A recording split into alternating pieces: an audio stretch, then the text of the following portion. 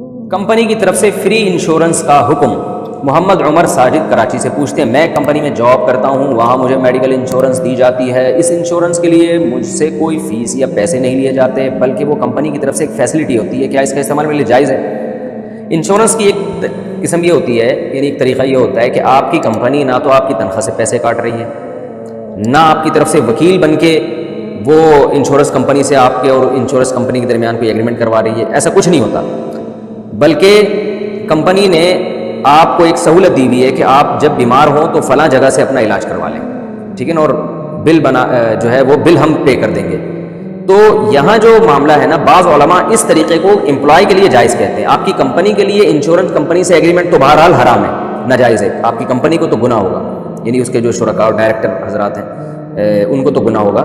جو شرکاء ہیں یا جو بھی کمپنی چلانے والے لوگ ہیں، لیکن آپ کو اس لیے گناہ نہیں ہوگا کہ آپ کا انشورنس کمپنی سے براہ راست کوئی لنک نہیں ہے، بلکہ آپ کو آپ کی کمپنی نے علاج کی ایک سہولت دی ہے۔ اب یہ کمپنی کی ہیڈک ہے کہ وہ آپ کا علاج کروا کے پیمنٹ کس طرح سے کرتی ہے، تو وہ غلط طریقے سے کر رہی ہے تو اس کا گناہ کمپنی کو ہوگا، آپ چونکہ کسی بھی درجے میں اس میں انوالو نہیں ہے۔ تو بعض علماء کی رائے میں اگر اس طرح سے امپلائی کے ساتھ معاملہ کیا جا رہا ہو تو وہ امپلائی کے لیے پھر انشورنس کمپنی کے تھرو علاج کرانا درست ہوگا بعض علماء، اور لیکن بعض علماء کہتے ہیں کہ یہ بھی جائز نہیں ہے، کیونکہ وہ کمپنی جو ہے آپ کا وکیل بن کے یہ سارے کام کر رہی ہوتی ہے، لیکن بہرحال گنجائش کا پہلو اس میں موجود ہے۔ اس کے علاوہ جتنے طریقے ہیں وہ ناجائز ہیں، کمپنی آپ کے تنخواہ سے پیسے کاٹ رہی ہے تو یہ صاف علامت ہے کہ کمپنی آپ کا وکیل بن کے یہ ایگریمنٹ کر رہی ہے، اور حرام ایگریمنٹ جیسے خود جائز نہیں، اپنے وکیل کے تھرو بھی جائز نہیں ہے، تو ایسی صورت میں آپ کے لیے انشورنس کمپنی سے علاج کرانا جائز نہیں ہوگا۔ اور جائز نہیں ہوگا کا مطلب یہ ہے کہ جتنے پیسے آپ کی تنخواہ میں سے کٹے ہیں اس سے زیادہ کا علاج جائز نہیں ہوگا۔ تو اگر یہ جبری انشورنس ہے، بعض دفعہ یہ ہوتا ہے کہ جبراً انشورنس کروائی جاتی ہے، جیسے آپ کی کمپنی نے لازمی اس کے ایگریمنٹ کا حصہ ہے کہ آپ نے انشورنس کروانی ہے، جس کمپنی میں آپ جاب کر رہے ہیں ان کی طرف سے یہ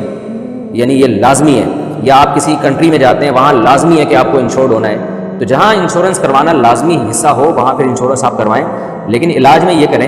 کہ آپ نے ایک حساب رکھنا ہے کہ میری تنخواہ میں سے کتنے پیسے کٹ کے انشورنس کمپنی کے پاس جا رہے ہیں، یہ آپ کے پاس حساب ہونا ضروری ہے۔ پھر جب اللہ نہ کرے آپ بیمار ہو گئے یا کوئی مسئلہ ہو گیا تو جتنے پیسے آپ کے انشورنس کمپنی کے پاس جمع ہو چکے ہیں اتنے پیسوں کا آپ علاج کرا سکتے ہیں، کیونکہ وہ آپ کا حق ہے، وہ پیسے آپ لے سکتے ہیں، پیسے تو کمپنی ریٹرن نہیں کرتی، تو اتنے پیسوں کا آپ علاج بھی کرا سکتے ہیں۔ اور اگر آپ کا بل بنا زیادہ،